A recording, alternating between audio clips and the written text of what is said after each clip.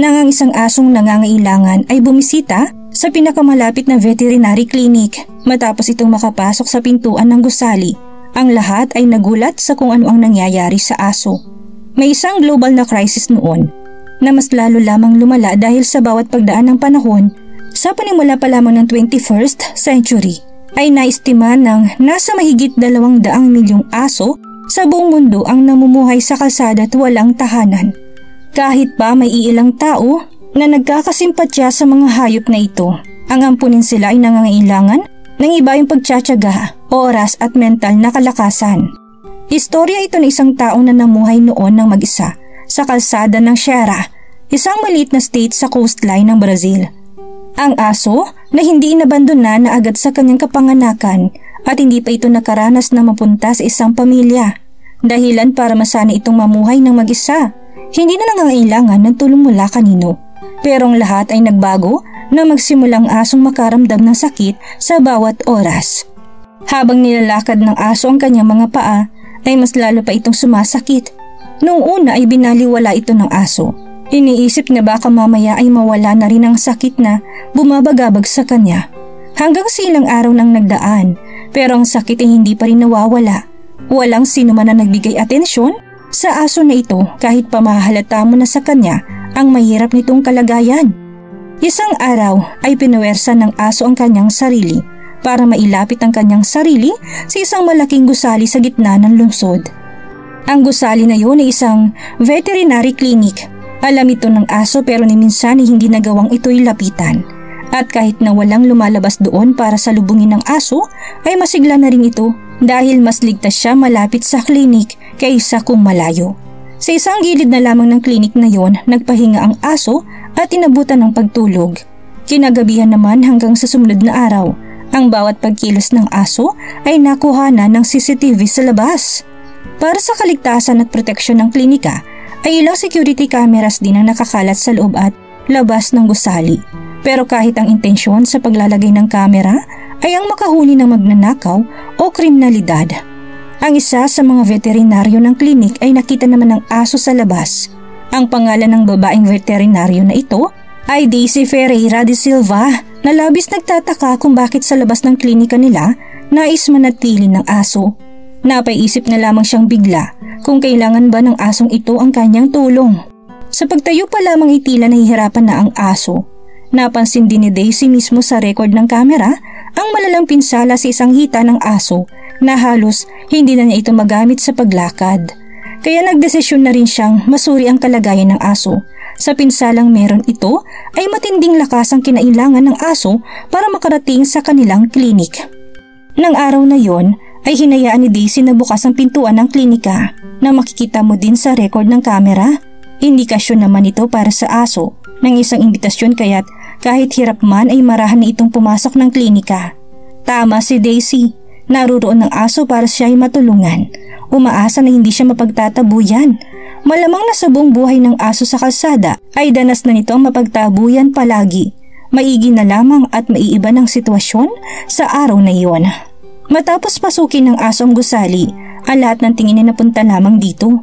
Kahit sa mga unang hakbang pa lang ng pagpasok ng aso, ay sapat na para makakuha ito ng labis na atensyon at pagdududa. Ang lahat ay nabagabag sa kung anuman ang gagawin ng aso sa susunod, pero nananatili lamang itong hindi nakilos sa kanyang pwesto. Ilang sandali pa ay marahan nang lumapit ang aso sa mesa ni Daisy at kanyang mga nurses. Si Daisy naman, habang nasa kanyang reception desk, ay marahan nang naghintay sa aso para makalapit. Sa kaliwa ng aso ay bakante pa ilang upuan para sa mga naghihintay. Isang babaeng nakaupo doon na karga-karga pa ang kanyang alaga. Ang maliit na asong karga ng babae ay walang ginawang pagkilos para makapag-communicate sa aso. Sa kabilang banda, dahil sa dinadamang sakit ng aso, ay halos mawala na ito ng interes sa kanyang paligid. Ginawa ng aso ang lahat para mapalapit sa reception desk. Pero nang dahil sa matindi niyang sakit na nararamdaman, ay sobra na ito para kanyang kayanin. Doon mismo ay nag-collapse ang aso ng bigla dahil hindi na ito masuportahan pa ang kanyang sarili. Hindi na rin naman makayanan ni Daisy na makita ang aso na nahihirapan. Tumayo na siya sa kanyang desk at dali-daling lumapit sa aso. para ito tignan ng malapitan at masuri. Hinimas ni Daisy ng marahan ang katawan ng aso para ito mapakalma. Ang kanyang paghimas ay sinigurado ni Daisy na mahinahon at dahan-dahan lamang. Inibistagahan agad ni Daisy ang lagay ng katawan ng aso o ang iba pa nitong maaaring pinsala. Agad na ring inatasan ni Daisy ang isa sa kanyang mga nurse sa dapat nilang gawin para maalagaan ang aso. Ang nurse naman ay agad nang sumunod at dali-dali nang nilapitan ang kawawang aso. Agad pinahanda ni Daisy sa kanyang nurse ang isang kwarto. Sinanyasan naman ni Daisy ang aso na sumunod sa nurse na yon para mas lalong masuri pa siyang mabuti. Sa unay mukhang nag-aalangan pa ang aso sa takot kung saan nanatili lamang itong nakaupo, pero maya-maya pa ay nagkaroon na rin ito ng lakas ng loob para makakilos. Subalit, ilang hakbang pa lamang pupunta sa kwarto ay agad pinigilan ni Daisy ang aso. Mas naliwanagan na siya ngayon sa matinding pinsala ng aso sa hita dahil na rin sa lawak at tagal ng karanasan ni Daisy sa pagpapagaling ng mga hayop at asong kalye. Ay malaki ang naging kumpiyansa nito sa kanyang sariling abilidad sa pagtutukoy ng mga karamdaman at problema. May mas mabigat pa palang problema ang aso bukod sa namamaganyang hita at ang susunod na mangyayari ay talaga namang sosorpresa sa iyo. Agad sinundan ni Daisy ang kanyang nurse sa kwarto. Siniguradong nakapag-sanitize muna siya ng kanyang kamay bago pumasok. Iningatan ni Daisy ng labis ang kawawang aso sa puntong nagawa pa niyang mabigyan ito ng pangalan na Kindim. Hindi man nagsasalita ay alam nilang nasayahan din ang aso sa kanyang pangalan base sa naging ekspresyon nito. Dito na nakuha ni Daisy ang kanyang diagnosis at gaya ng kanyang inakala ay mas malala pa ang sitwasyon ng aso kaysa sa dinadaing nitong pinsala sa hita. Napag-alaman ni Daisy na si Kindim ay nagtataglay ng isang cancerous tumor. Matapos isagawa ni Daisy ang unang therapy session para kay Kindim, ay masaya siyang makita ang naging positibong epekto nito sa kanyang katawan. Simula ng araw na yon ay si Daisy nang umako sa responsibilidad ng pag-aalaga sa aso. Sa katunayan, para mas ma-relax at makapagpahinga si Kindim, ay pinaglaanan pa ito ni Daisy ng masisilungan nang ito ay iuwi niya sa kanyang bahay. Si Daisy at Kindim ay mabilis na naging malapit sa isa't isa sa puntong halos magkatabi na sila kung matulog. Kasama na rin ni Daisy si Kindim tuwing umaga sa paglalakad papuntang klinik. Ayaw nang layuan ng tingin ni Daisy ang kanyang alaga dahil na rin sa kalagayan nito. Nais niyang matutukan ito hanggang sa gumaling.